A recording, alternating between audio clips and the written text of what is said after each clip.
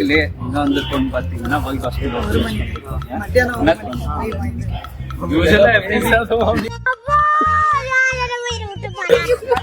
Every week வந்துட்டு எங்க ஓடுறது ஓன்னா மட்டும் உன்னை விட்டுருவோமா? Come on charge. எவ்ரி வீக் வந்துட்டு நம்ம யூஸ்வலா சண்டே சர்வீஸ். இன்னைக்கு என்ன ஸ்பெஷல்னா பாம்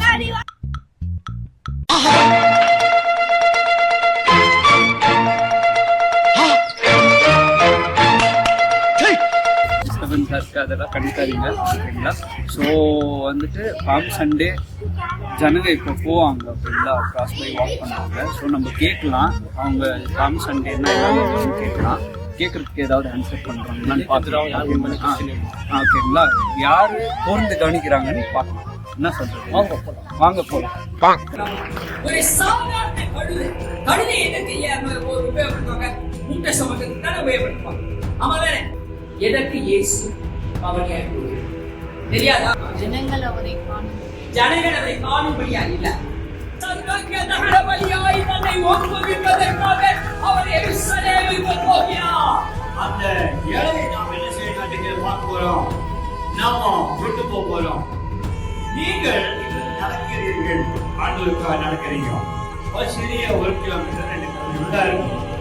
ஆனால் ஆண்டவர் நம்முடைய வாழ்நாள் முழுவதும் நடப்பார். நம்ம வந்துட்டு நம்ம சர்ச் அட்ரஸ் கேட்கலாம். What do you mean by palm Sunday?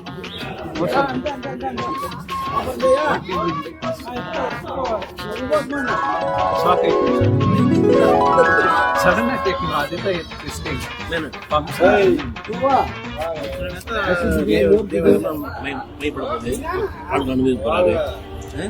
ஒரு ராஜா இருக்கிறாரு, அப்படி வந்து அவர் வந்து அறியப்படுவார்.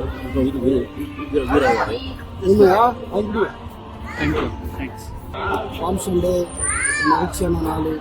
எல்லாத்துக்கு மேலே இயேசு கிறிஸ்து பவுன் கடந்து போகிற காரியங்கள் அந்த காரியங்களுக்கு வந்து நம்ம அதிகமாக சொல்கிறது இல்லை. உலகத்தில் வெளிப்பட்ட ஒரு பெரிய காரியம் வந்து இயேசு கிறிஸ்து நம்புங்க, இயேசு வாழ்க்கை பெரிய காரியம் செய்வார், இயேசு சீக்கிரம் வருகிறார். ஒரு ஹவர் அட்டெண்ட் பண்ணிடுறாங்க சர்ச் சர்வீஸ். கேட்குது மத்திய சாம், பாம் சண்டேன்னா என்ன சார் சொல்லு. Mike okay, what do you mean by palm Sunday? Palm சண்டைனா ஏசப்பா கல்கமலை வராது. ஓகே, வந்துட்டு தாவீது கிட்ட போறாரு. தாவீதை கூப்பிட்டு தாவீது பாம் சண்டே பாம் சண்டை